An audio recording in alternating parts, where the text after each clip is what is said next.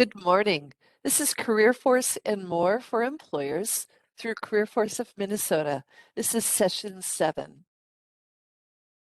This series is designed to be small bits of information for you about the CareerForce and Minnesota Works system. It is intended to be short, so it fits into your schedule, gives you an overview of where to go on our website to get that information so that you can better navigate that. There's so much information on it. And it really introduces to you, or it has introduced to you, some of the people throughout CareerForce Indeed who are in employer services that you can draw on and set up meetings with to help you more as you pursue different avenues of hiring.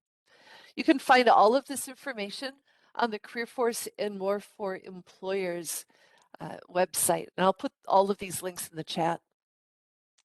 One of the things that I just want to mention at the beginning, we have a separate web page for this. This is not on the CareerForce MN page, but the state of Minnesota, along with a couple of other, Mayo is a lead clinic, and Workforce Development Inc. in Southeast Minnesota, they administer a Retain program. Retain is a program that helps people with either personal or occupational illnesses or injuries stay on the job so that they don't have to quit their job with you and then you have to rehire.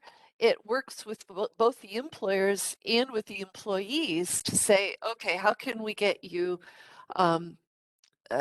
like PT, physical therapy, or OT, you know, training costs, any of those things. I don't have all the details, but for more information, you can get it at retainmn.deed at state.mn.us.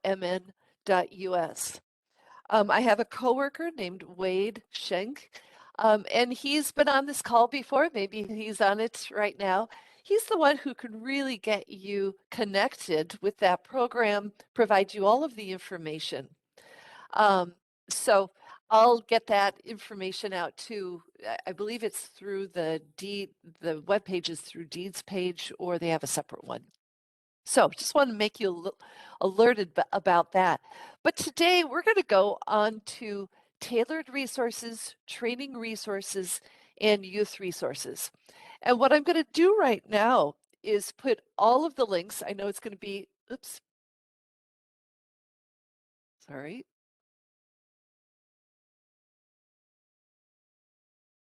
Hold on. There we go. And put all of the links that I'm going to go through right now. So you have it all, so I don't keep jumping back and forth with all of them. Okay, so you should be seeing the web browser. And the first thing that I want to do is we always go to the For Employers page, go to Tailored Resources. And over the past couple of weeks, we've been exploring many of these tailored resources. Veterans resources, disability resources, criminal record resources last week with Jeremiah Carter and the federal bonding program. Today, first I want to point out the hiring migrant and seasonal farm workers. Now, I acknowledge that many of you work in the Twin Cities, you're manufacturing, you don't have a reason to hire migrant workers. But I do point this out because I know we have had people from greater Minnesota in all different areas who do work in the agriculture or food production. So I just want to point out that we participate in the federal system of working with the migrant and seasonal farm workers. We have 4 people who are migrant labor representatives. They stay in touch with all of the workers who travel throughout the United States throughout the year.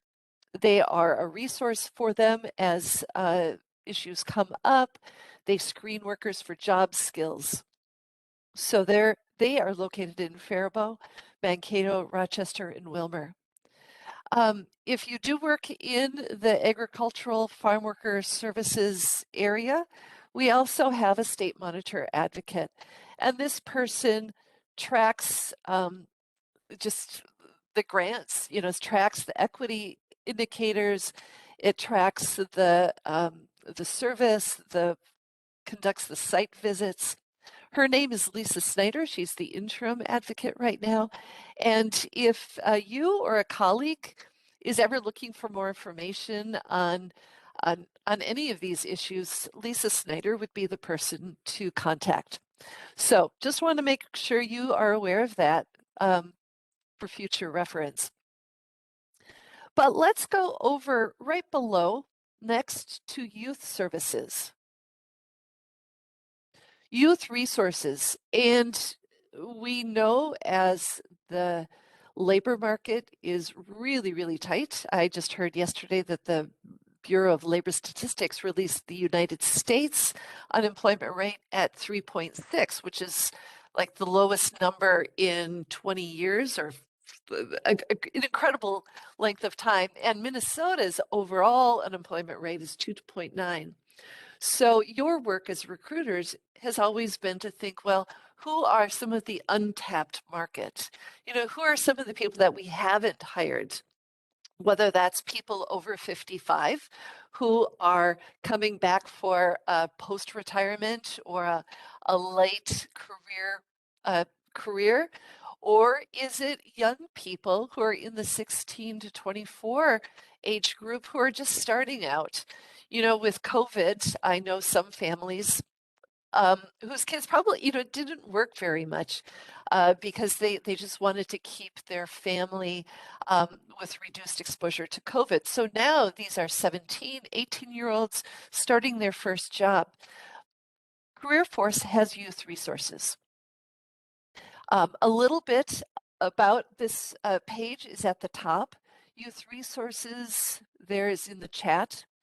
Talk about the greater need for supervision. I mean, this is true. They're perhaps learning how to work and how to get along with a multi-generational workforce.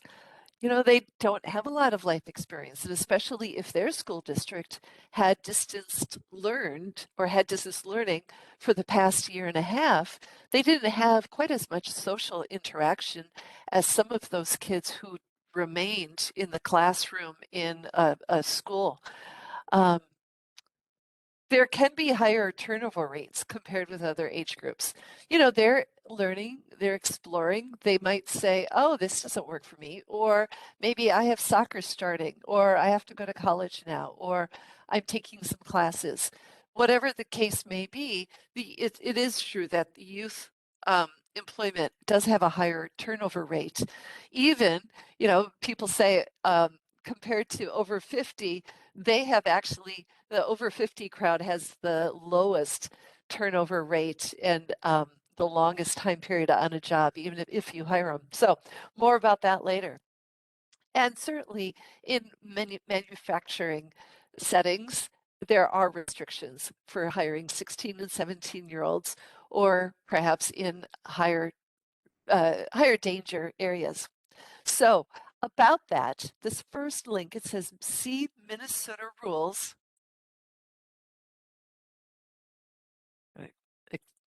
Expand it, make it a little bit easier. See Minnesota rules for workers under 18. If you have any questions about it, this link connects you to our colleagues at the Department of Labor and Industry directly to their child labor laws. And so that's the page where you can see everything you need to know and have a contact too, an email, dli.laborstandards@state.mn.us, or a person to call too if you need to reach out to someone. And they do have people who are willing to speak too, like all of us with Indeed and CareerForce. If you are looking for a speaker, we're able to help you. So, rules for workers. Learn about special considerations for managing teens. Yeah, leverage their energy. Isn't that true? Um, we always have to think about safety, and I know whenever I've talked to any of you, you do think about safety. So there's the link to the National Institute for Occupational Safety and Health. Education. And, I've worked as an internship coordinator in previous positions that I've held. And, really, they're looking to learn as well as help you out. As I coach many young people, it's really intended as a win-win. They get a salary for anything that they want to spend their money for, whether it's further education or transportation or helping their family out. And you get the benefit of increased energy and work. But we do have to keep them engaged. You do have to have a plan for managing them. So oftentimes, I know with everyone, many organizations having a staffing shortage, they've had to pull back on the number of interns that they've had for this summer because they just don't have the number of staff to manage them. Is there a way that you can continue to have youth workers, teen employers or employees and interns for the summer at your normal levels with managing them or having maybe only one person manage more? I don't know what the situation is, but try to think long term, with bringing more people in. And so, too, this page has a repeat of some of those links. So Find Teen Employees is our link to some ideas for places that you can go to find young talent. Now, I do have to say that some of the counties in Minnesota this spring are having youth job fairs. So today, the South of the River Dakota Scott County Collaborative is holding an online job fair for teens. The city of Minneapolis is holding one coming up in early May. And I think I've seen a couple of others around. But I also know that high schools are having teen job fairs. My children are in high school in a suburban St. Paul district, and almost every week now this spring, their career services director has brought in employers and volunteer opportunities, and like even the fire department were there yesterday to talk about how to volunteer as a 18 or older volunteer firefighter. So I really encourage you to dig out, if you don't already have it, your local high school offices and see what they're doing. There's about 6 weeks left the school season, depending on when they get out. And there are still some ways of getting connected to the 18-year-olds who are graduating and the 16 and 17-year-olds. Minnesota State Fair employer rep even stopped by my students' district to talk about summer jobs at the state fair. So you can explore that too. Other ideas are geo-targeted ads, on Snapchat, Instagram, referrals from your current employees, of course. Uh, Park and rec centers in your location, libraries. Libraries often have a billboard where maybe teens don't often go, but perhaps their parents do. Some libraries even do have teen reading nooks. Again, the high schools, other job search sites, if you do post a jobs description, make sure that you put it in the body of the description. Uh, Something like this is a job for teen and summer or youth or whatever. Put some keywords in it so that if a person is doing a search either on Indeed or on our labor exchange minnesotaworks.net, then those keywords of teen or summer or perfect job for youth or something like that pops up. And then the last thing, which I think is absolutely fantastic, is a 15-page PDF pamphlet on a toolkit for youth jobs and internships. As I mentioned, I have worked with an internship program, led it, worked with employers, and it does take a different way of setting up a position. So these 15 pages talk about some of those basics, setting goals daily, set communication norms at the beginning. It has a list of all of the Department of Employment and Economic Development youth service providers. So in every single workforce development area, there is an organization that that provides youth services. And so this is the list that of the people that you can get in touch with. It even has the map of our workforce development area. And then it had lists of STEM projects that were funded by DEED in 2021. So 2 years old, but you can kind of see who's been doing what in the youth services area. And you could also contact them to see if they still have youth projects. I mean, oftentimes these organizations will have youth employment job developers. And whenever I've talked to any of them, they're grateful for continuing connections. How to create a job description that attracts a youth, and a pre-summer checklist, and possible activities for your intern. So that's the overview of the youth. Please let me know if you ever have any questions. I do want to go over here to Layoff Resources. Oftentimes, we don't want to think about it, but there are times when a company does have to lay off either a division or maybe a contract. I've seen instances where a college or a university in Minnesota um, changes cafeteria contracts. So the company that's been holding the dietary contract, the cafeteria contract, is let go. All of those people are de facto laid off, and then the new company comes in. Now, maybe sometimes the new company will hire them, but even so, we have to go through the process. And so the layoff resources is one thing that you should just be aware of. Federal law does require employers with at least 100 employees to notify Department of Employment and Economic Development at least 60 days prior to any mass layoff or plant closing. And usually mass layoff is 50 people or more. There is a link here to our rapid response contact. And so you can reach out to any of them throughout the state of Minnesota.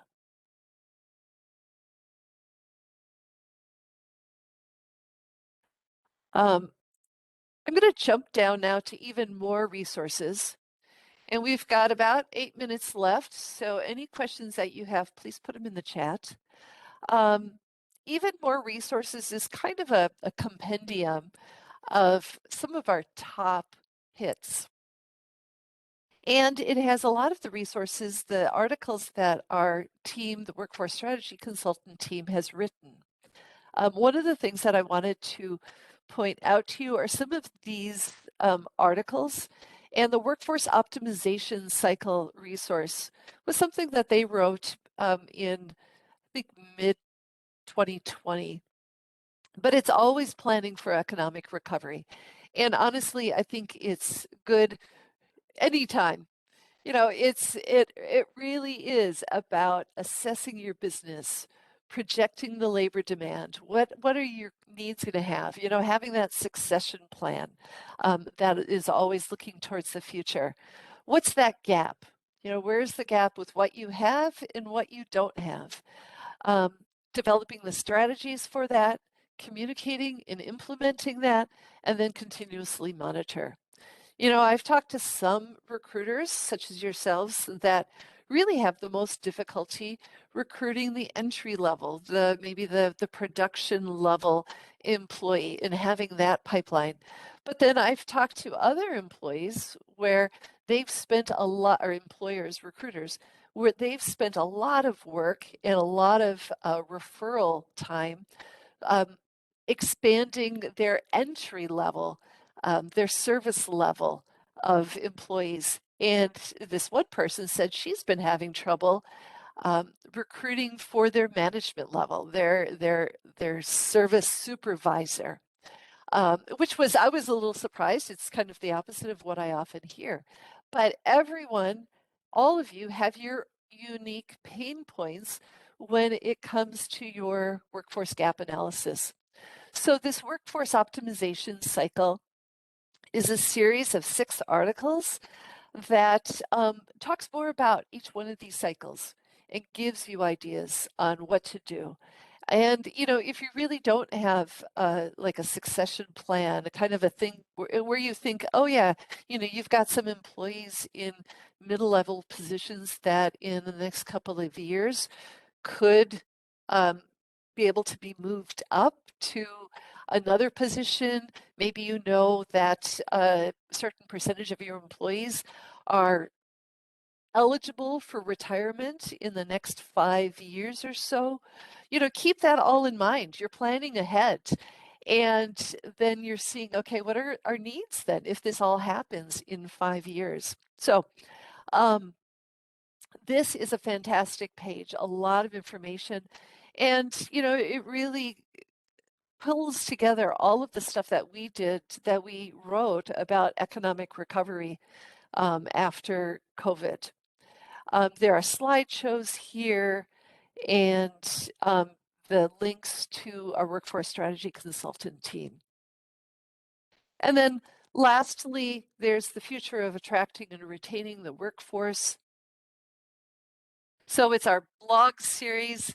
We have one more coming on attraction, but it's, you know, it talked a little bit about last year when we were ending the unemployment benefits, what people needed to know. This one, I think, the retention, the art of appreciation, 10 ways to show your employees you care. Many of the, trying to post the link here. Much of the research that I'm seeing lately, people are national researchers are suggesting that in addition to salary, for the reasons why people are switching positions, they're leaving because it's not fitting their work-life balance, it's not fitting the their own needs, and they're not feeling respect or inclusion from their colleagues and their managers. So I do think that this is a good one, you know, just a good reminder beyond National Administrative Assistant Day, how do we show all of our employees that we work together and we value everyone's work?